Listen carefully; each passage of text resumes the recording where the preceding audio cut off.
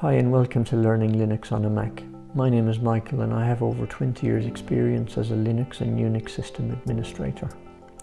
In this course I'm going to show you how to download and install VirtualBox on your Apple Mac, and then once you've done that, how to create and install a Linux virtual machine on VirtualBox.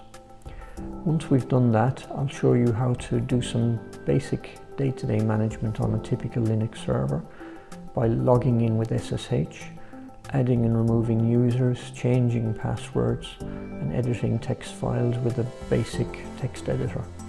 And finally, I'm going to show you how to upgrade your system so that you install patches and security updates. This course should appeal to you if you're an absolute beginner in Linux and you really just want to get a very quick taste for Linux to see if you like it or not. Secondly, it should appeal to people who don't have a spare PC to install Linux on, because in this course I'm going to show you how to install on your Mac without deleting what's already on your Mac.